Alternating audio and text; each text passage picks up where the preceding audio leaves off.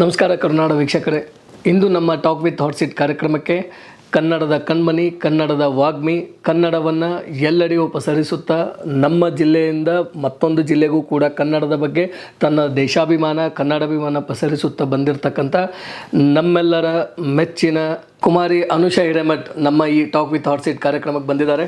ಅಪ್ಪಿ, ಸ್ವಾಗತ ಸುಸ್ವಾಗತ ಟಾಕ್ ವಿತ್ ಹಾಟ್ ಸೀಟ್ ಕಾರ್ಯಕ್ರಮಕ್ಕೆ ಬಂದಿದ್ದಕ್ಕೆ. ನಮಸ್ಕಾರ. ಕನ್ನಡ ಅಂದ ತಕ್ಷಣ ಬರ್ತಕ್ಕಂಥ ಹೆಸರೇ ಅನುಷಾ ಅಂತೇಳಿ. ಯಾಕಂತ ಹೇಳಿದರೆ ಕನ್ನಡವನ್ನು ಎಲ್ಲೆಡೆಯೂ ಪಸರಿಸುತ್ತಾ, ಅಂದರೆ ಎಲ್ಲ ಜಿಲ್ಲೆಗಳಲ್ಲೂ ಎಲ್ಲ ತಾಲೂಕುಗಳಲ್ಲೂ ಕೂಡ ನೀನು ಹೋಗಿ ಬರ್ತಾ ಇರ್ತೀಯ, ಕಾರ್ಯಕ್ರಮಗಳಲ್ಲಿ ಹೋಗ್ತೀಯ, ಕನ್ನಡದ ಬಗ್ಗೆ ಮಾತಾಡಿ ಬಂದ್ಬಿಡ್ತೀಯ. ಬಟ್ ಯಾವುದೇ ಥರನಾದ ಮಧುರ ಮನಸ್ಸಿನ ಮಾತುಗಳು ಅಂತಕ್ಕಂಥ ಏನು ನಮ್ಮದು ಟೈಟಲ್ ಇದೆ, ಸಬ್ ಟೈಟಲ್ ಟಾಕ್ ವಿತ್ ಹಾಟ್ ಸೀಟಲ್ಲಿ. ಹಾಗಾಗಿ ಈ ಕಾರ್ಯಕ್ರಮದಲ್ಲಿ ನಿಮ್ಮ ಬಗ್ಗೆ ಆರಾಮವಾಗಿ ಮಾತಾಡಿ, ನಿಮ್ಮ ಮೊದಲನೇದಾಗಿ ಸ್ವವಿವರವನ್ನು ನೀವು ಹೇಳೋದಾದ್ರೆ. ನನ್ನ ಹೆಸರು ಅನುಷಾ ಕರಿಬಸಯ್ಯ ಹಿರೇಮಠ್ ಅಂತ. ನಮ್ಮ ತಂದೆ ಹೆಸರು ಕರಿಬಸಯ್ಯ ಶಾಂತಯ್ಯ ಹಿರೇಮಠ್ ಅಂತ. ನಮ್ಮ ತಾಯಿ ಹೆಸರು ಬಂದ್ಬಿಟ್ಟು ಶಿಲ್ಪಾ ಕರಿಬಸಯ್ಯ ಹಿರೇಮಠ್ ಅಂತ. ನಾನು ಮೊದಲು ಓದಿದ್ದು ಹಾವೇರಿ ಜಿಲ್ಲೆ ಹಾನಗಲ್ ತಾಲೂಕಿನ ಆಡೂರು ಗ್ರಾಮದಲ್ಲಿ ವರದಾ ಪೂರ್ವ ಪ್ರಾಥಮಿಕ ಹಾಗೂ ಹಿರಿಯ ಪ್ರಾಥಮಿಕ ಶಾಲೆಯಲ್ಲಿ ನಾನು LKG UKGಯಿಂದ ಹಿಡಿದು 5ನೇ ತರಗತಿವರೆಗೂ ಅಲ್ಲೇ ಓದಿದ್ದು. ಆದರೆ ನನಗೆ ಮುರಾರ್ಜಿ ಒಂದು ಈಗ ಕಾಂಪಿಟೇಟಿವ್ ಎಕ್ಸಾಮ್ ಒಳಗೆ ನಾನು ಪಾಸಾಗಿ ಇವಾಗ 6ನೇ 10ನೇ ತರಗು ನಾನೀಗ ಕಿತ್ತೂರಾಣಿ ಚೆನ್ನಮ್ಮ ವಸತಿ ಶಾಲೆ ಜಕ್ಕನಕಟ್ಟಿ ಶಿಗ್ಗಾಂವ್ ತಾಲೂಕಲ್ಲಿ ಈಗ ನಾನು ವರ್ತಮಾನವಾಗಿ ನಾನು ಅಲ್ಲಿ ಓದ್ತಿದ್ದೀನಿ. ಈಗ ಓಕೆ, ಅಲ್ಲಿ ಓದ್ತಾ ಇದ್ದೀನಿ. ಈ ಕನ್ನಡದ ಬಗ್ಗೆ ನಾವು ಮಾತುಗಳನ್ನು ಆಡಿದಾಗ ಕನ್ನಡಾಭಿಮಾನ ಅಂತ ನಾವು ಹೇಳ್ತೀವಿ. ಅದರ ಬಗ್ಗೆ ಹೇಳುವಾಗ ಅದನ್ನು ನಿಮಗೆ ಹೇಳಿ ಕೊಟ್ಟವರು ಯಾರು, ಅಥವಾ ಅದರ ಬಗ್ಗೆ ನಿಮ್ಮ ಯೋಚನೆಗೆ ಬರ್ತಕ್ಕಂಥ ಮಾತುಗಳನ್ನು ಹೇಳಿ ಕೊಟ್ಟವರು ಯಾರು ಅಂತ ನಾನು ಹೇಳಿದ್ರೆ ಅದರ ಬಗ್ಗೆ ಹೇಳುವುದಾದ್ರೆ? ಈಗ ನಾನು ಈಗ ಈ ವೇದಿಕೆ ಮೇಲೆ ಹೋಗಿ ಒಂದೆರಡು ತೊದಲು ನುಡಿಗಳನ್ನ ಆಡ್ತೀನಿ ಅಂತಂದರೆ ಅದರ ಪರಿಶ್ರಮ ನಂದಷ್ಟೇ ಇರಲ್ಲ. ಅದರದ ಬೆಂಬಲವಾಗಿ ನಮ್ಮ ತಂದೆ ಆಗಿರ್ಬೋದು, ನಮ್ಮ ತಾಯಿ ಆಗಿರ್ಬೋದು, ಯಾವುದೇ ಒಂದು ಕಾರ್ಯಕ್ರಮಕ್ಕೆ ನಾನು ಹೋಗ್ತೀನಿ ಅಂತಂದರೆ ಅದರ ಹಿಂದಿನ ದಿವಸನೇ ಏನೇನೆಲ್ಲ ಅಲ್ಲಿ ಮಾತಾಡಬೇಕು ಅಥವಾ ಏನೇನೆಲ್ಲ ವಿಷಯವನ್ನು ಅಲ್ಲಿ ಹೇಳಬೇಕು ಅನ್ನೋದನ್ನು ನಮ್ಮ ಅಪ್ಪಾಜಿ ಅವರೆಲ್ಲ ಎಲ್ಲ ರೆಡಿ ಮಾಡಿ ಇಟ್ಟಿರ್ತಾರೆ. ನಮ್ಮ ತಾಯಿ ಆಗಿರ್ಬೋದು ಅಂತ ಅಪ್ಪಾಜಿ ಆಗಿರ್ಬೋದು. ಆಮೇಲೆ ನಾನು ಓದ್ತಿರತಕ್ಕಂಥ ಕಿತ್ತೂರಾಣಿ ಚೆನ್ನಮ್ಮ ಜಕ್ಕನಕಟ್ಟಿ ಸ್ಕೂಲ್ ಒಳಗಾಗಲಿ ಅಲ್ಲಿ ಗ್ರಂಥಾಲಯ ಇದೆ, ಅಲ್ಲಿ ಯಾವ್ಯಾವ ಪುಸ್ತಕಗಳು ಬೇಕು ಅದನ್ನೆಲ್ಲ ಕೊಡ್ತಾರೆ. ಭಾಳಷ್ಟು ನನಗೆ ಬೆಂಬಲ ಬಹಳಷ್ಟು ಜನ ನಿಲ್ತಾರೆ. ಅವ್ರದ್ದೆಲ್ಲ ಪರಿಶ್ರಮವಾಗಿ ಅವರ ಪರಿಶ್ರಮದಿಂದಾನೇ ನಾನು ಇವತ್ತು ವೇದಿಕೆ ಮೇಲೆ ಹೋಗಿ ಒಂದೆರಡು ತೊದಲು ನುಡಿಗಳನ್ನು ಆಡ್ಲಿಕ್ಕೆ ಸಾಧ್ಯ ಆಗಿದೆ ಅಂತ ಹೇಳಿ. ನಾಟ್ ಎ ತೊದಲು ನುಡಿ, ಕನ್ನಡದ ಬಗ್ಗೆ ಮಾತುಗಳನ್ನು ಹೇಳ್ತೀವಿ, ಅದು ನಮಗೆ ತುಂಬ ಹೆಮ್ಮೆಯ ವಿಚಾರ. ಈ ಕಾರ್ಯಕ್ರಮಗಳು, ಈ ವೇದಿಕೆಗಳು ಅಂತ ಹೇಳ್ತೀವಿ, ಅದರ ಜೊತೆಯಾಗಿ ಸಹಾಯ ಸಹಕಾರ ಅಂತ ಹೇಳಿದ್ವಿ. ನಿಮ್ಮ ಪ್ರೀತಿಯ ಅಪ್ಪ ಅಮ್ಮನ ಬಗ್ಗೆ ಹೇಳುವುದಾದರೆ? ಈಗ ಈ ಕಾರ್ಯಕ್ರಮ ಅಂತ ತಗೊಂಡಾಗ ಇವತ್ತು ಯಾವುದೇ ಕಾರ್ಯಕ್ರಮಕ್ಕೆ ಹೋದರೂ ಒಂದೇ ಒಂದು ವಿಷಯದ ಮೇಲೆ ಕಾರ್ಯಕ್ರಮ ಯಾವತ್ತೂ ಇರಲ್ಲ. ಒಂದು ಕಾರ್ಯಕ್ರಮ ಕನ್ನಡದ ಬಗ್ಗೆ ಇರುತ್ತೆ, ಒಂದು ವಚನ ವೈಭವ ಅಂತ ಇರುತ್ತೆ, ಶರಣರಿ ಬಗ್ಗೆ ಇರುತ್ತೆ. ಅದರಲ್ಲಿ ಈಗ ಶರಣರ ಹತ್ರ ಕಾರ್ಯಕ್ರಮಕ್ಕೆ ಹೋದಾಗ ಕನ್ನಡದ ಬಗ್ಗೆ ಮಾತನಾಡೋದು ಅಷ್ಟು ಸರಿ ಅನಿಸಲ್ಲ. ಶರಣರ ಬಗ್ಗೆನೇ ಮಾತನಾಡಬೇಕಾಗಿರುತ್ತೆ. ಅದರದ್ದೆಲ್ಲ ವಿಷಯವನ್ನೆಲ್ಲ ಏನು ಮಾಡ್ತಾರೆ ಅಂತಂದರೆ ನಮ್ಮ ತಂದೆ ಆಗಿರ್ಬೋದು, ನಮ್ಮ ತಾಯಿ ಆಗಿರ್ಬೋದು, ಎಲ್ಲವನ್ನ ಸಂಗ್ರಹಿಸಿ ಒಂದು ಪುಸ್ತಕದಲ್ಲಿ ಬರೆದಿಟ್ಟಿರ್ತಾರೆ. ನಾನು ಹಾಸ್ಟೆಲ್ ಒಳಗೆ ಇರೋದ್ರಿಂದ ನಾನು ಮನೆಗೆ ಬಂದಾಗ ಅದನ್ನೆಲ್ಲ ಓದ್ಕೊಂಡು ಒಂಚೂರು ಅದರದ ಮುಂದಿರ್ತಾನೆ ನಾವು ಎಲ್ಲ ಅದನ್ನ ಪ್ರಿಪೇರ್ ಮಾಡಿಕೊಂಡು ನಾನು ಹೋಗಿ ಹೇಳ್ತೀನಿ. ಕೇವಲ ತಂದೆ ತಾಯಿ ಪರಿಶ್ರಮ ಅಂತ ಅಷ್ಟೇ ಹೇಳಿದೆ. ನಾನಿರೋದು ಹಾಸ್ಟೆಲ್ ಅಂತ ಹೇಳಿದೆ. ಅಲ್ಲಿ ಗ್ರಂಥಾಲಯ ಇದೆ, ಅಲ್ಲಿ ನನಗೆ ಯಾವ್ಯಾವ ಪುಸ್ತಕಗಳು ಬೇಕು, ನಿನ್ಗೆ ಮಾತನಾಡಲಿಕ್ಕೆ ಇದು ಯೂಸ್ ಆಗುತ್ತೆ ಅಂತ ಯಾವ್ಯಾವ ಪುಸ್ತಕಗಳನ್ನ ಕೊಡ್ತಾರೆ, ಆ ಪುಸ್ತಕಗಳನ್ನೆಲ್ಲ ಓದ್ತೀನಿ. ನಂದು ಮೊದಲು ಹಾಸ್ಟೆಲ್ ಆಗಿರೋದ್ರಿಂದ ಅಲ್ಲಿ ಗ್ರಂಥಾಲಯಗಳಿರ್ತವೆ. ಆ ಗ್ರಂಥಾಲಯದಲ್ಲಿ ನಿನಗೆ ಯಾವ ಪುಸ್ತಕ ಯೂಸ್ ಆಗುತ್ತೆ ಆ ಪುಸ್ತಕಗಳನ್ನೆಲ್ಲ ಹುಡುಕಿ ನಮ್ಮ ಟೀಚರ್ಸ್ ಎಲ್ಲ ಕೊಡ್ತಿರ್ತಾರೆ. ನಾನು ಈಗ ಆ ಪುಸ್ತಕಗಳನ್ನು ಓದಿ ಮಾತನಾಡುವಾಗ ಅದರ ಪರಿಶ್ರಮ ಟೀಚರ್ಸ್ದು ಕೂಡ ಇರುತ್ತೆ. ಅದಕ್ಕೋಸ್ಕರ ನನ್ನ ಶಾಲೆಯಲ್ಲಿ ಇರ್ತಕ್ಕಂಥ ಎಲ್ಲ ಶಿಕ್ಷಕ ಸಿಬ್ಬಂದಿ ಕೂಡ ನನಗೆ ಭಾಳಷ್ಟು ಸಪೋರ್ಟ್ ಮಾಡ್ತಾರೆ. ಅವರಿಂದನೂ ಕೂಡ ನಾನೀಗ ಯಾವುದಾದ್ರೂ ಒಂದು ತೊದಲು ನುಡಿಗಳನ್ನ ಆಡ್ತೀನಿ ಅಂತ ಅವರು ಕೂಡ ಭಾಳಷ್ಟು ಕಾರಣ ಆಗಿರ್ತಾರೆ. ಅದಕ್ಕೋಸ್ಕರ ನಾನು ಯಾವುದೋ ಒಂದು ಈಗೊಂದು ಫಂಕ್ಷನಿಗೆ ಹೋಗೋದ್ರಾಗಲಿ ಅಲ್ಲಿ ತೊದಲು ನುಡಿಗಳನ್ನ ಆಡ್ಲಿಕ್ಕೆ ಇವೆಲ್ಲವೂ ಕೂಡ ಕಾರಣಗಳಾಗಿದ್ದಾವೆ ಅಂತ ಹೇಳ್ಬೋದು. ಈಗ ನಾವು ಮಾತಾಡಿದ್ವಿ ಸಹಾಯ ಸಹಕಾರ ಅಂತ ಹೇಳಿದ್ವಿ. ನಾರ್ಮಲ್ ಆಗಿ ಗಾದೆ ಮಾತುಗಳು ಬಂದಾಗ ಮನೆಯ ಮೊದಲ ಪಾಠ ಶಾಲೆ, ತಾಯಿಯ ಮೊದಲ ಗುರು ಅಂತ ಹೇಳ್ತಾರೆ. ಈಗ ಮೊದಲೇದಾಗಿ ಈಗ ನಾನು ಡೈರೆಕ್ಟಾಗಿ ಫಂಕ್ಷನಿಗೆ ಅಂತ ಹೋಗಿಲ್ಲ. ನಾನು ಇರುವಾಗ ಈಗ ನಂದು ಒಂದು ಹುಚ್ಚತನ ಅಂತ ಹೇಳುತ್ತಿರ್ತಾರೆ ನಮ್ಮ ಅಪ್ಪಾಜಿಯವರೆಲ್ಲ. ಏನು ಅಂತಂತಂದರೆ ನಾನು ಸಣ್ಣವಳಿರುವಾಗ ನಾನು ಪಾಠ ಮಾಡ್ತಿದ್ದೆ ಮನೆಯಲ್ಲಿ. ಹೆಂಗೆ ಗೊತ್ತಾ, ಈಗ ಯಾರೂ ಇರಲಿಲ್ಲ, ಈ ಕುರ್ಚಿ ಮೇಲೆ ಒಂದು ತೆಲ್ದುಂಬಿಟ್ಕೊಂಡು ಅದಕ್ಕೆಲ್ಲ ಪಾಠ ಹೇಳ್ತಿದ್ದೆ. ಹೆಸರು ಕೊಡ್ಕೊಂಡು ನೀನು ಇವಳು, ನೀನು ಆಕೆ ಇವಳು ಅಂತಂದು ಮಾಡ್ತಾಯಿದ್ದೆ. ಅದೆಲ್ಲ ಚಿಕ್ಕವಳಿಂದ ನಾನೀಗ ಈ ಒಂದು ಸಣ್ಣ ಸಣ್ಣ ಶಾಲೆಗಳಲ್ಲಾಗಲಿ ಈಗ ಒಂದು ಯಾವುದೋ ಒಂದು ಕಾಂಪಿಟೇಷನ್ ಆಗಲಿ ನಾನೆಲ್ಲಗಳಿಗೆ ಭಾಗವಹಿಸಿ ಅಲ್ಲೆಲ್ಲ ಒಂಚೂರು ಸ್ಕ್ರಿಪ್ಟ್ ಆಗಲಿ ಅಥವಾ ನನ್ನ ಭಾಷಣ ಆಗಲಿ, ಹಾಡಾಗಲಿ, ಡ್ಯಾನ್ಸ್ ಆಗಲಿ ಇವನ್ನೆಲ್ಲ ಮಾಡೋದ್ರಿಂದ ನನಗೊಂಚೂರು ಈ ಒಂದು ಧೈರ್ಯ ಅನ್ನೋದು ಬಂತು, ಸ್ಟೇಜ್ ಕರೇಜ್ ಅನ್ನೋದು ಬಂತು. ಅದೇ ಮುಂದೆ ಬೆಳೆಸ್ಕೊಂತ ನಮ್ಮ ತಂದೆಯವರು, ತಾಯಿಯವರು ಎಲ್ಲ ಒಂದು ಸಹಾಯದಿಂದ ಇವತ್ತು ನಾನು ಯಾವುದೋ ಒಂದು ಅಳಿಲು ಸೇವೆಯನ್ನು ಈಗ ಒಂದು ಸಮಾಜಕ್ಕೆ ಮಾಡ್ತಾ ಇದ್ದೀನಿ ಅಷ್ಟೇ. ಗುಡ್. ಈ ಕನ್ನಡದ ಬಗ್ಗೆ ನಾವು ಮಾತಾಡ್ತಿರ್ತೀವಿ, ಸ್ಟೇಜ್ಗಳಲ್ಲಿ ಹೋಗ್ತೀವಿ, ಫಂಕ್ಷನ್ಗಳಿಗೆ ಹೋಗ್ತೀವಿ, ಎಲ್ಲನೂ ನೀನು ಮಾಡ್ತೀಯ. ಬಟ್ ಇದಕ್ಕೆ ಮನೆಯಲ್ಲಿ ತನ್ನದೇ ಆದ ಒಂದು ವ್ಯಾಲ್ಯೂವನ್ನು ಇದೆ. ಅಂದ್ರೆ ಅದರದೇ ಆದ ಒಂದು ಗತ್ತು ಅಂತ ನಾವು ಹೇಳ್ತೀವಿ. ಅದರ ಬಗ್ಗೆ ಮಾತಾಡುವಾಗ ತಂದೆ ತಾಯಿಗಳು ಮೊದಲಿಗರಾಗಿ ಬರ್ತಾರೆ. ಅವ್ರ ಬಗ್ಗೆ ಹೇಳುವುದಾದರೆ ಈಗ ನಮ್ಮ ತಂದೆ ತಾಯಿ ಅಂತ ತಗೊಂಡಾಗ ಒಂದು ಮಾತು ನೆನಪಿಗೆ ಬರುತ್ತೆ. ಏನು ಅಂತಂದ್ರೆ, ಈಗ ತಾಯಿ ಮಗುವನ್ನ ಕಂಕುಳದಲ್ಲಿ ಇಟ್ಕೊಂಡು ಅಡ್ಡಾಡ್ತಾಳೆ ಅಂತ. ಯಾಕೆ ಹಿಂಗಾಗುತ್ತೆ ಅಂತ ನೋಡೋದಾದ್ರೆ, ತಾನು ನೋಡಿದ್ದನ್ನ ಮಗುನೂ ನೋಡ್ಲಿ ಅನ್ನೋ ಒಂದು ಭಾವನೆಯಿಂದ ತಾಯಿ ಯಾವಾಗ್ಲೂ ತನ್ನ ಮಗುವನ್ನ ಕಂಕುಳದಲ್ಲಿ ಇಟ್ಕೊಂಡು ಅಡ್ಡಾಡ್ತಾಳೆ ಅಂತ. ಅದೇ ತಂದೆ ಒಂದು ಹೆಜ್ಜೆ ಮುಂದಿಟ್ಟು ಅವ್ರು ಏನ್ ಮಾಡ್ತಾರೆ ಅಂತಂದ್ರೆ, ಕಂಕುಳದಲ್ಲೆಲ್ಲ ಹೆಗಲ್ ಮೇಲೆ ಕುಂದಿರ್ಸ್ಕೊಂಡು ಅಡ್ಡಾಡ್ತಾರೆ ಅಂತ. ಯಾಕೆ ಅಂತ ನೋಡೋದಾದ್ರೆ, ತಾನು ನೋಡ್ಲಿದ್ದನ್ನ ತನಗೆ ಕಾಣ್ಲಿದ್ದನ್ನ ಮಗು ಕಾಣ್ಲಿ ಅನ್ನೋ ಒಂದು ಭಾವನೆಯಿಂದ ತಂದೆ ತನ್ನ ಮಗುವನ್ನ ಹೆಗಲ್ ಮೇಲೆ ಇಟ್ಕೊಂಡು ಅಡ್ಡಾಡ್ತಾರೆ ಅಂತ.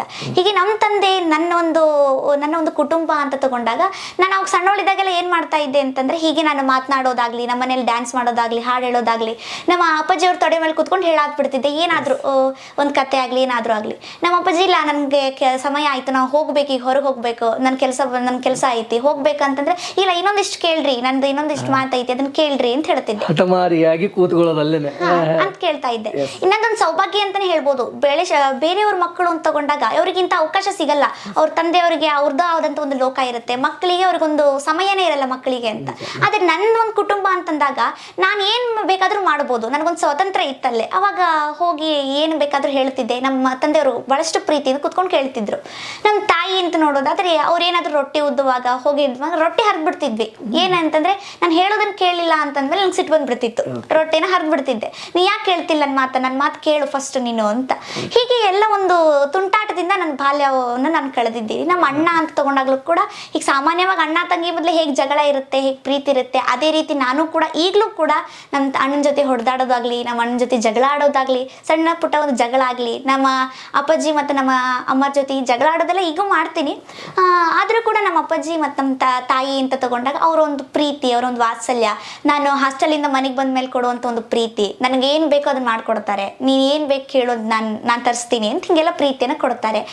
ಅದೇ ರೀತಿ ನಮ್ಮ ಅಣ್ಣನೂ ಕೂಡ ಹಾಸ್ಟೆಲ್ ಒಳಗಿದ್ದು ಇದ್ದವನವನು. ನಾವು ಮನೆಗೆ ಬಂದ್ಮ್ಯಾಗ ಒಂದೆರಡು ದಿನ ಪ್ರೀತಿಯಿಂದನೇ ಇರ್ತಿದ್ವಿ, ಏನು ಹೊಡೆದಾಡಲ್ಲ, ನಮ್ಮ ಅಣ್ಣ ಹೇಳ್ತಾನೆ ಅದೇ ಸಾಮ್ರಾಜ್ಯ ಅಂತಂದು.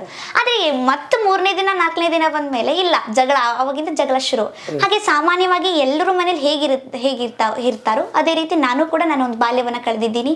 ನಮ್ಮ ತಂದೆ ತಾಯಿ ಎಲ್ಲರೂ ಕೂಡ ನನಗೆ ಬಹಳಷ್ಟು ಒಂದು ಪ್ರೀತಿ ವಾತ್ಸಲ್ಯದಿಂದ ನನ್ನನ್ನು ಬೆಳೆಸಿದ್ದಾರೆ ಅಂತ ಹೇಳ್ಬೋದು. ಓಕೆ, ಈ ಕನ್ನಡದ ಮಾತುಗಳು ಬಂದಾಗ ತಂದೆ ತಾಯಿಗಳಾಯಿತು, ಆಮೇಲೆ ಸಹಕಾರ ಅಂತ ಹೇಳ್ತೀವಿ, ಸಹಾಯ ಅಂತ ಹೇಳ್ತೀವಿ. ಅದರ ಬಗ್ಗೆ ಪಪ್ಪ ಮಮ್ಮಿ ಜೊತೆ ಮಾತಾಡುವಾಗ, ಅಪ್ಪ ಅಮ್ಮನ ಜೊತೆ ಮಾತಾಡುವಾಗ ನಿನಗೆ ಬಂದಂಥ ಅನುಭವದ ಮಾತುಗಳು ಅಥವಾ ಕೇಳಿರ್ತಕ್ಕಂಥ ಮಾತುಗಳು ಸಹಾಯಕ್ಕೆ ಯಾವ ಥರ ನಿನಗೆ ಸಪೋರ್ಟ್ ಆಗಿದೆ ಅಂತ? ಈಗ ನಮ್ಮ ತಂದೆ ತಾಯಿ ಅಂತ ತಗೊಂಡಾಗ, ಈಗ ನಾ ಏನೋ ಒಂದು ಮಾಡಬೇಕು ಅಥವಾ ಏನೇ ಒಂದು ನಾನೊಂದು ಮುಂದುವರಿಬೇಕು ಅಂತಂದರೆ, ಮೊದಲು ನನಗೆ ಒಂದು ಸಪೋರ್ಟ್ ಕೊಡೋದಾಗಲಿ, ನನಗೊಂದು ಬೆನ್ನೆಲುಬಾಗಿ ನಿಲ್ಲೋದು ನಮ್ಮ ತಂದೆ ತಾಯಿ ಅಂತಲೇ ಹೇಳ್ಬೋದು. ಯಾಕೆ ಅಂತಂದರೆ, ತಂದೆ ತಾಯಿ ಇಲ್ಲದೆ ಏನು ಮಾಡೋಕ್ಕಾಗಲ್ಲ ಅಂತ ಹೇಳ್ತಾರೆ. ಅಂದರೆ ತಂದೆಯವರು ಏನೋ ಒಂದು ಕಾರ್ಯಕ್ರಮ ಆಗಲಿ, ಏನೋ ಒಂದು ಮಾತನಾಡುವಾಗ ಹೇಳ್ತಿದ್ರು ನಮ್ಮ ತಂದೆಯವರು. ಏನು ಅಂತಂದರೆ, ನನಗೆ ಸಮಯ ಇರ್ತಿರ್ಲಿಲ್ಲ. ನಾನು ಯಾವಾಗ 7ನೇ ಕ್ಲಾಸಲ್ಲಿ ನಾನೊಂದು ವಿಡಿಯೋ ವೈರಲ್ ಆಯಿತು, ಅವಾಗೆಲ್ಲ ಏನಾಗ್ತಿತ್ತು ಅಂತಂದರೆ, ಒಂದು ದಿನದಲ್ಲಿ 3-4 ಫಂಕ್ಷನ್ಸ್, 3-4 ಕಾರ್ಯಕ್ರಮ ಬರ್ತಾ ಇದ್ವು. 3-4 ಕಾರ್ಯಕ್ರಮಕ್ಕೆ ನಮ್ಗೆ ಆಗಲ್ಲ ಅಂದ ತಕ್ಷಣ ಅವ್ರು ಸಿಟ್ಟು ಮಾಡ್ಕೊಂಡ್ಬಿಡ್ತಿದ್ರು. ಈಗ ನಮ್ಗಾಗಲ್ಲ ಅಂತಂದ ತಕ್ಷಣ ನಮ್ಮ ಶಾಲೆ ಪ್ರಾಂಶುಪಾಲರಿಗೆ ಅವ್ರ ನಂಬರ್ ಕೊಟ್ಟಾಗ ಅವ್ರು ಏನು ಮಾಡ್ತಾ ಇದ್ರು ಅಂತಂದ್ರೆ, ಇಲ್ರಿ ಅವ್ರು ಬಿಡಲ್ಲ ಅಂತಂದಾಗ ಅವರೆಲ್ಲ ಏನು ಹೇಳ್ತಿದ್ರು ಅಂದರೆ, ನಿಮ್ಮ ಸ್ಟೂಡೆಂಟನ್ನು, ನಿಮ್ಮ ವಿದ್ಯಾರ್ಥಿನ ನಾವು ಕುಣಿಯಕ್ಕೆ ಕರ್ಕೊಂಡು ಹೋಗ್ತಿದ್ವಾ ಅಥವಾ ಹಾಡು ಹೇಳಿಕ್ಕೆ ಕರ್ಕೊಂಡು ಹೋಗ್ತಿದ್ವಾ? ಇಲ್ಲ, ಕನ್ನಡದ ಬಗ್ಗೆ ಮಾತನಾಡ್ಲಿಕ್ಕೆ ನಾವು ಕರ್ಕೊಂಡು ಹೋಗ್ತಿದ್ವಿ, ನಿಮ್ಮ ಕನ್ನಡದ ಬಗ್ಗೆ ಅಭಿಮಾನನೇ ಇಲ್ವಾ ಅಂತ ಹೇಳ್ತಿದ್ರು. ಅಂದರೆ ಹೀಗೆಲ್ಲ ಒಂದು ಸಮಯ ಸಿಗ್ತಾನೆ ಇರಲಿಲ್ಲ ಓದಲಿಕ್ಕೆ. ಆಗ ನಮ್ಮ ತಂದೆ ಏನು ಮಾಡ್ತಾ ಇದ್ರು ಅಂತಂದರೆ, ಪಾಪ ಅವಳಿಗಂತ ಸಮಯ ಸಿಗಲ್ಲ, ನಾನು ಮನೇಲಿ ಇರ್ತೀನಲ್ವಾ, ಅದಕ್ಕೋಸ್ಕರ ಏನು ಮಾಡ್ತಿದ್ರು ಅಂದರೆ, ಎಲ್ಲ ವಿಷಯವನ್ನು ಸಂಗ್ರಹಿಸಿ ಒಂದು ಪುಸ್ತಕದಲ್ಲಿ ಬರೆದಿಡ್ತಿದ್ರು. ಈಗ ಶಾಲೆಯಿಂದ ಮನೆಗೆ ಬಂದು ನಾನು ತಕ್ಷಣ ಏನು ಮಾಡಬೇಕು ಅಂತಂದರೆ, ಫಂಕ್ಷನ್ ಎಲ್ಲಿ ಇಟ್ಟಿರ್ತಾರೆ ಅಲ್ಲಿ ಹೋಗಬೇಕು, ಸಮಯ ಇರೋದಿಲ್ಲಲ್ವಾ, ಅದಕ್ಕೋಸ್ಕರ ಏನು ಮಾಡ್ತಿದ್ರು ಅಂತಂದರೆ ಪುಸ್ತಕವನ್ನು ಇಟ್ಕೊಂಡು ಬರ್ತಿದ್ರು ಶಾಲೆ. ಇನ್ನೇನು ಶಾಲೆಯಿಂದ ಮನೆಗೆ ಹೋಗುವಾಗ ನಾವು ಏನು ಬೈಕೊಳಗೆ ಹೋಗ್ತೀವಿ, ಅಲ್ಲಿ ಅವ್ರ ಬೆನ್ ಮೇಲೆ ಹಿಡ್ಕೊಂಡು ಪುಸ್ತಕವನ್ನು ಹಿಡ್ಕೊಂಡು ಬೈಕ್ ಒಳಗೆ ಓದ್ಕೊಳ್ತಾ ಹೋಗೋದು. ಅವಾಗ ಪ್ರಿಪ್ರೇಷನ್ ಆಗೋದು ಅಂದ್ರೆ ಸಮಯ ಇರ್ತಿರ್ಲಿಲ್ಲ ಅಂತ ಹೇಳ್ಬೋದು. ನಮ್ಮ ತಾಯಿ ಕೂಡ, ನಮ್ಮ ತಾಯಿಗೆ ಮನೇಲಿರುವಾಗ ಕೆಲಸ ಎಲ್ಲ ಮುಗೀತು ಅಂದ ತಕ್ಷಣ ನನ್ನ ಮನೇಲಿ ಈಗ ನಾವಂತೂ ನಮ್ಮ ಹತ್ರ ಪುಸ್ತಕಗಳು ಎಷ್ಟಿದಾವೆ ಅಂತಂದ್ರೆ ಒಂದು ಗ್ರಂಥಾಲಯನೇ ಆಗ್ಬಿಟ್ಟಿದೆ ಮನೇಲಿ ಅಂತ ಹೇಳ್ಬೋದು. ಯಾಕಂದ್ರೆ ಇಂಥ ಕಾರ್ಯಕ್ರಮಗಳೆಲ್ಲ ಹೋದಾಗೆಲ್ಲ ಬಹಳಷ್ಟು ಪುಸ್ತಕಗಳನ್ನ ಅವರೆಲ್ಲ ಏನ್ ಮಾಡ್ತಿದ್ರು, ಕೊಡ್ತಾ ಇದ್ರು ಉಡುಗೊರೆಯಾಗಿ.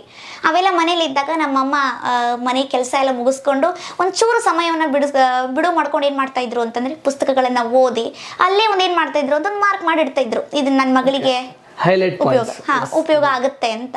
ಅದನ್ನ ಯಾವಾಗಾದ್ರೂ ನಾ ರಾಜ್ಯಕ್ಕೆ ಬಂದಾಗ ಮನೆಯಲ್ಲಿ ಅಥವಾ ನಾಳೆ ಫಂಕ್ಷನ್ ಇದೆ ಅಥವಾ ಇವತ್ತು ರಾತ್ರಿ ಬಂದಾಗ ಅದನ್ನೆಲ್ಲ ಓದ್ಕೊಳ್ಳೋದು ಹೀಗೆಲ್ಲ ಮಾಡ್ತಿದ್ದೆ. ಇದು ನಮ್ಮ ಅಪ್ಪಾಜಿ ನಮ್ಮ ತಂದೆ ತಾಯಿಯವರೆಲ್ಲ ಸಹಾಯ ಮಾಡ್ತಾ ಇದ್ರು. ನಮ್ಮ ಸ್ಕೂಲ್ಗಳಲ್ಲಾದ್ರೂ ಕೂಡ ಟೀಚರ್ಸು ಕೂಡ ಹೀಗೆ ಮಾಡ್ತಿದ್ರು. ಓಕೆ, ನೋಡಿದ್ರಲ್ಲ ವೀಕ್ಷಕರೇ, ಕಾರ್ಯಕ್ರಮಕ್ಕೆ ಕರೆದ ತಕ್ಷಣ ಬರ್ತಾರೆ ಅನ್ನೋದು ಮುಂಚೆ ಎಷ್ಟೊಂದು ಪ್ರಿಪ್ರೇಷನ್ಗೆ ಎಷ್ಟೊಂದು ತೊಂದರೆಗಳು ಇರ್ತಾವಂತ ಹೇಳಿ. ಯಾಕಂದ್ರೆ ನಾವು ಟಾಕ್ ವಿತ್ ಥಾಟ್ ಸೀಟ್ ಕಾರ್ಯಕ್ರಮ ಮಾಡ್ತಾ ಇರೋದೇ ಈ ಮಧುರ ಮನಸ್ಸಿನ ಮಾತುಗಳು ಬರಲಿ, ಅದರ ಜೊತೆಯಾಗಿ ಆ ಕಷ್ಟಗಳು ಕೂಡ ಗೊತ್ತಿರಲಿ ಅಂತಕ್ಕಂಥ ಮಾತುಗಳನ್ನು ನಾವು ಹೇಳ್ತಾ ಇದ್ವಿ. ಇದರ ಜೊತೆಯಾಗಿ ಬಂದಾಗ ಅನುಷಾ, ಕನ್ನಡ ಅಂತ ಬಂದಾಗ ವಚನ ಅಂತ ಹೇಳ್ದು ಪ್ರತಿಯೊಂದರಲ್ಲೂ ನೀನು ಮುಂದೆ ಇದೆಯಾ. ಅದರಲ್ಲಿ ಮಾತಾಡಿದಾಗ ಕರ್ನಾಟಕದ ಯಾವ ಯಾವ ಜಿಲ್ಲೆಗಳು ಯಾವ ಯಾವ ತಾಲೂಕುಗಳಿಗೆ ನೀವು ಹೋಗಿ ಬಂದಿದೆಯಾ? ಈಗ ಇದೇ ಜಿಲ್ಲೆ ಅಂತಲ್ಲ, ನಾವು ಭಾಳ ಅಂತಂದರೆ ಈ ಇಡೀ ಕರ್ನಾಟಕನೇ ಒಂದು ವರ್ಷದಲ್ಲಿ ನಾನು ಏನು ಮಾಡಿದೆ ಅಂತಂದರೆ ನೋಡ್ಲಿದ್ದನ್ನೆಲ್ಲ ನಾನು ನೋಡಿಬಿಟ್ಟೆ ಅಂತ ಹೇಳ್ಬೋದು. ಈ ಕರ್ನಾಟಕದಲ್ಲೆಲ್ಲ ಎಲ್ಲ ಜಿಲ್ಲೆಗಳಾಗಲಿ, ಈಗ ಈಗ ಬೀದರ್ ಆಗಿರ್ಬೋದು, ಬೆಂಗಳೂರು ಆಗಿರ್ಬೋದು, ಶಿವಮೊಗ್ಗ ಆಗಿರ್ಬೋದು, ಪಕ್ಕದಲ್ಲಿ ಧಾರವಾಡ, ಹುಬ್ಬಳ್ಳಿ, ಹೀಗೆ ಭಾಳಷ್ಟು ಜಿಲ್ಲೆಗಳಿಗೆ ಹೋಗಿ ನಾನು ಕಾರ್ಯಕ್ರಮವನ್ನು ಕೊಟ್ಟು ಬಂದಿದ್ದೀನಿ. ಅಲ್ಲಿ ಭಾಳಷ್ಟು ಜನದಿಂದ ಪ್ರೀತಿ ವಾತ್ಸಲ್ಯವನ್ನು ನಾನು ಕೂಡ ಗಳಿಸ್ಕೊಂಡಿದ್ದೀನಿ ಅನ್ನೋದ್ರಲ್ಲಿ ಅನುಮಾನ ಇಲ್ಲ ಅಂತ ಹೇಳ್ಬೋದು. ಎಸ್, ಅದರಲ್ಲಿ ನಿನಗೆ ಪ್ರೀತಿಯಿಂದ ಈ ಕಾರ್ಯಕ್ರಮ ನನಗೆ ಇಷ್ಟ ಆಗಿದೆ, ಈ ಕಾರ್ಯಕ್ರಮದಲ್ಲಿ ನಾನು ಮಾತಾಡಿದ್ದೀನಿ ಅಂತ ಮಾತುಗಳನ್ನು ಒಂದೆರಡು ಹೇಳುವುದಾದ್ರೆ? ಮೊದಲಿಗೆ ಬರೋದಂತ ಏನು ಅಂತಂದರೆ, ಭುವನೇಶ್ವರಿ ದೇವಿ ಒಂದು ಉದ್ಘಾಟನೆ ಇತ್ತು. ಎಲ್ಲಿ? ಯಾದಗಿರಿ ಜಿಲ್ಲೆ ಯರಗೋಳ ಎಂಬ ಒಂದು ಊರಲ್ಲಿ. ಆ ಊರಲ್ಲಿ 50 ವರ್ಷದಿಂದ ಎಲ್ಲೂ ಕೂಡ ಭುವನೇಶ್ವರಿ ದೇವಿಯ ಒಂದು ಉದ್ಘಾಟನೆ ಆಗಿರಲ್ಲ, ಮೂರ್ತಿ ಉದ್ಘಾಟನೆ. ಆ ಒಂದು ಅವಕಾಶ ಏನಾಗಿತ್ತು, ನನ್ನ ಕೈಯಲ್ಲಿ ಸಿಕ್ಕಿತ್ತು. ಇಲ್ಲ, ನೀನೇ ಬಂದು ಏನು ಮಾಡಬೇಕು, ಅದನ್ನು ಉದ್ಘಾಟನೆ ಮಾಡಬೇಕು ಅಂತ. ಅವಾಗ ಏನಾಗಿತ್ತು ಅಂತಂದರೆ, ಯರಗೋಳಕ್ಕೆ ಹೋಗಿದ್ದೆ ನಾನು. ಯರಗೋಳಕ್ಕೆ ಹೋದಾಗ ಏನಾಗಿತ್ತು ಅಂದ್ರೆ, ಭಾಳಷ್ಟು ಪ್ರೀತಿ ವಾತ್ಸಲ್ಯ ಅಲ್ಲಿ. ಮಕ್ಕಳೆಲ್ಲ ಏನು ಮಾಡಿದ್ರು, ನನ್ನ ವಯಸ್ಸಿನೆಲ್ಲ ಹುಡುಗರೆಲ್ಲ ಎಷ್ಟು ಹಚ್ಕೊಂಡಿದ್ರು ಅಂತಂದರೆ, ನಾನು ಇರೋದು 2 ದಿನ ಇದ್ದೆ ಅಲ್ಲಿ. ಇವತ್ತು ಹೋಗಿದ್ದೆ, ಇವತ್ತು ರಾತ್ರಿ ಅಲ್ಲೇ ಉಳ್ಕೊಂಡು ಮಾರನೇ ದಿನ ನನ್ನ ಫಂಕ್ಷನನ್ನು ಮುಗಿಸ್ಕೊಂಡು ಅದರ ಮಾರನೇ ದಿನ ನಾನು ಹೊರಡಬೇಕು, ನಾನು ಊರಿಗೆ ಬರಬೇಕು. 2 ದಿನದಲ್ಲಿ ಆ ಹುಡುಗರು ಎಷ್ಟು ನನ್ನ ಹಚ್ಕೊಂಡಿದ್ರು ಅಂತಂದರೆ, ನಾನು ಹೋಗುವಾಗ ಕಣ್ಣೀರಿಡ್ತಾ ಇದ್ರು ಅವರು. ಇಲ್ಲ, ಹೋಗ್ಬೇಡಿ, ಇಲ್ಲೇ ಇರು ನೀನು, ಇನ್ನೊಂದು 5 ದಿನ ಇದು ನಾನು ಹೋಗುವಂತೆ ಅಂತ. ಅಷ್ಟು ಪ್ರೀತಿಯಿಂದ ಅಷ್ಟು ವಾತ್ಸಲ್ಯದಿಂದ ನಾನು ಅಲ್ಲಿ ಕಂಡಿದ್ರು ಅಂತ ಹೇಳ್ಬೋದು. ಅಷ್ಟೇ ಚೆನ್ನಾಗಲ್ಲೇ ಫಂಕ್ಷನ್ನು ಕೂಡ ಆಯಿತು. ಅದಕ್ಕೋಸ್ಕರ ನನಗೆ ಭುವನೇಶ್ವರಿ ದೇವಿ ಅಂದರೆ ನನ್ನ ಒಂದು ಪ್ರಿಯವಾದಂತಹ ದೇವತೆ ಭುವನೇಶ್ವರಿ ದೇವಿ ಅಂತಲೇ ಹೇಳ್ಬೋದು. ಅದಕ್ಕೋಸ್ಕರ ಯರಗೋಳದ ಒಂದು ಕಾರ್ಯಕ್ರಮ ಭಾಳಷ್ಟು ಇಷ್ಟವಾದಂಥ ಕಾರ್ಯಕ್ರಮ. 1 ವರ್ಷನೂ ಕೂಡ ತಪ್ಪಿಸಲ್ಲ. ನವೆಂಬರ್ 14 ಅನ್ನೋದು ಭುವನೇಶ್ವರಿ ದೇವಿಯ ಒಂದು ಹಬ್ಬಕ್ಕೆ ಅದು ಮೀಸಲಿಟ್ಬಿಟ್ಟಿದ್ದೀನಿ ಅನ್ನೋದ್ರಲ್ಲಿ ಅನುಮಾನ ಇಲ್ಲ ಅಂತ ಹೇಳ್ಬೋದು. ಈ ಕನ್ನಡ ಅಂತ ಬಂದಾಗ ಭುವನೇಶ್ವರಿ ದೇವಿ ಅಂತ ಹೇಳ್ತೀವಿ. ನಿನ್ನ ಮಾತುಗಳಲ್ಲಿ ಕನ್ನಡ ಭುವನೇಶ್ವರಿ ದೇವಿ ಎರಡೂ ಒಂದೇ. ಓಕೆ, ಯಾಕಂದರೆ ನಮ್ಮ ನಾಡು ನಮ್ಮ ಕನ್ನಡ ಹೆಮ್ಮೆ ಅಂತ ಹೇಳ್ತೀವಿ. ಅದರ ಜೊತೆಯಾಗಿ ಬಂದಾಗ ಮಾತುಗಳಲ್ಲಿ ನೀನು ಹೇಳೋದಾದರೆ ಕನ್ನಡ ಮತ್ತು ಭುವನೇಶ್ವರಿ ಬಗ್ಗೆ ಬಹಳ ಮಾತಾಡಿದ್ಯಾ. ಬಟ್ ಇಲ್ಲಿ ಒಂದೆರಡು ಮಾತುಗಳನ್ನು ಪ್ರೀತಿಯಿಂದ ಹೇಳೋದಾದರೆ? ಮೊದಲನೇದಾಗಿ ನಾವು ಕನ್ನಡ ಅಂದರೆ ಏನು ಅಂತ ತಿಳ್ಕೊಳ್ಬೇಕು.